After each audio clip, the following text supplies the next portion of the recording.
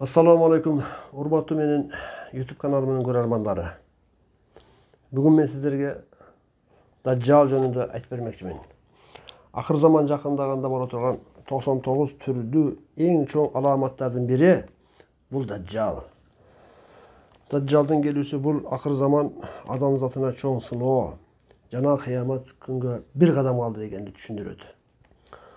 Dajjal өзүн Кудаймын деп жарыялап чыгуучу адам түспөл, boyu кичине, өзү өтө жоон, териси кызыл өңдөнгөн, узун тармал чачтуу, таз маңдай, жалгыз көздүү, маңдайында кафыр деген жазуусу бар жандык.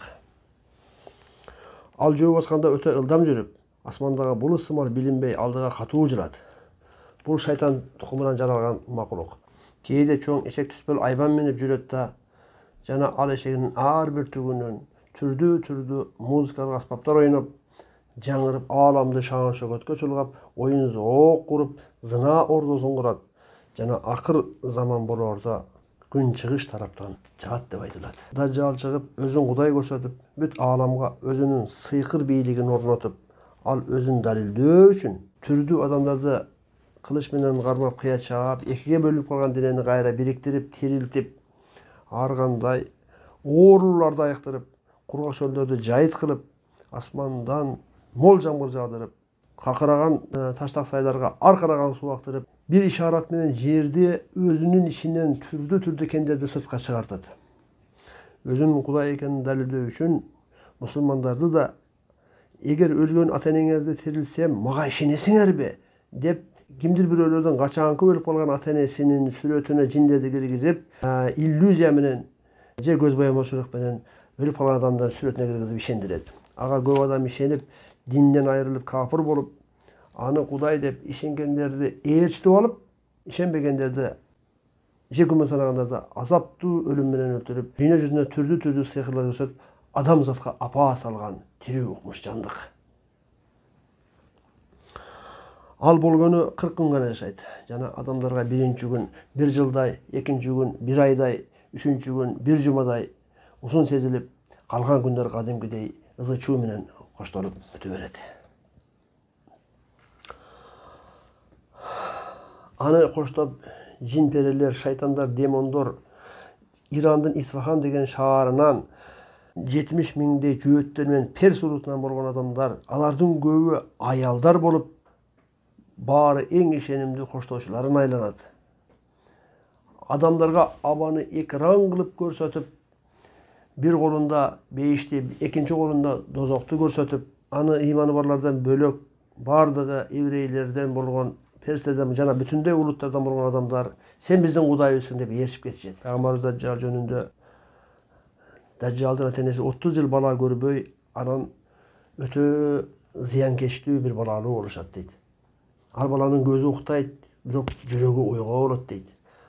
Ал эми ата-энеси өздөрү бүкүрү кыйшык болуп, денеси бүтүндөй темгил баскан, парсанактаган, атасынын мурду ийри тумшук, апасынын болсо көптөгөн эмчектери болгон деп айткан.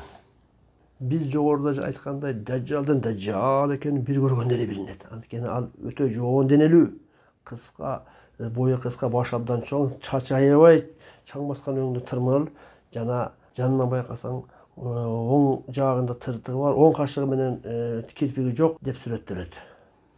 Ал эми Исфахан шаарына кайра келе турган болсок, ал жерде Иран, азыркы күндө Иран менен Израилдин саясаты канчалык татаалдашканына карабай, еврей коому жашаган менен эмнегедир көчүп кетүү жөнүндө сөз кылышпайт.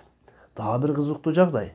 Россиянын башкы раввини Бер Лазар деген бир раввини эл алдында жөөт падышасы Dajjal жөнүндө жакында чыгат деп эл алдына жар салган. Андан да өкүнүчтүүсү, еврейлер мусулмандардын дүйнөдөгү эң ыйык мечити болгон Ал-Акса мечитинин түбүн казып, катуу ылдамдатылган темпте казып жатышат ушул күндө. Анткени ал тургай жөөттөр атайын биздин ушул Dajjal падышабыз келет деп храм куруп башташкан, фундаменттерин куюп. Акырында жөөттөр менен перстер бир байрактын астында Dajjalды коштоп Исфахандан Иерусалимге алып келет, коштоп келет деген хадис ушул күндө ишке ашып жаткандай болуп жатат. Dajjal Иерусалимдин чыгыш дарбазасынан кирип келет деген кабарга ылайык, ошол Иерусалимге баруучу жолдон шарты начардыгына карабай, азыркы күндө үйлер қымбат, алуучулар өтө көп. Ошентип Дажжал бүтүндөй жер жүзүн алып өтүп Мекке шаары менен Медина шаарына барар кезде Алла Таала Дажжалды өлтүрүш үчүн Иса пайгамбарды Дамаскка ак мешитке периштелердин канатында жерге түшүрөт. Ал жерде Имам Махди ушул күнгө чейин Дажжал менен согушуп жүрүп, Иса пайгамбар келиши менен экөө биригип Дажжалга каршы иш башташат. Иса алейхиссалам келип Лот деген жерде Дажжалды алдынан чыгып, Дажжал Иса алейхиссаламды көргөндө корккондон көзү чарагына чыгып, эшегинен жыгылып өлөт. Дагы бир-эки ооз сөз азыркы күндө сатанизмге байланышкан сырдуу 666 деген цифралар бар. Дажжалдын маңдайында дагы 666 деген цифралар бар. Эмне үчүн? Бул эмнени билдирет? Эми экраныңызга караңыз. Кафир деген сөздү араб алфавитинде жазыш үчүн 3 тамга колдонот. Каф, фе, ро. Эгер ушул 3 тамганы печатный эмес кол жазмада жаза турган болсок, сиздин экраныңыздагыдай 666 деген цифра келип чыгат. Бир күнү делет китептерде пайгамбарыбыз азанчысы адамдар сахабаларды чакырат, пайгамбарыбыз мимарга чыгып бир аз жылмайып айтат: "Силерди чакырганымдын себеби мен Дажжалды өзүм көрбөсөм да, силерге айткан сөзүм менен исламды жаңы алган христиандин сөзү дал келгенин айтайын дедим эле" дейт. Деп исламды жаңы кабыл алган Тамим ад-Дарига сөз берет. Жаңы эле исламды кабыл алган Тамим ад-Дари эмне дейт? Мындай дейт: "Биз 30дай адам болуп чоң кеме менен деңизге саякатка чыккан элек. Деңизде көптөгөн жол жүрүп, катуу бургана пурга болуп, биз толкундан коркуп бир аралга таап, бир аралга токтодук" дейт. Чапкындын басуусун ошол токтоп турсак дейт, ошол аралчада кайдайдыр бир денесин саксайган бир өңү суук жаныбар келип силер менен бирөө сүйлөшөм деп атат. Мени ээрчигиле деп жүргүлө дейт. Биз абдан коркуп, эмне болсо да баралычы деп бардык дейт. Бир жерге барсак, бир эски тамдын ичинде темир чынжырга байлап, колдору моюнуна асылган бир өңү суук жаныбарды көрдүк дейт.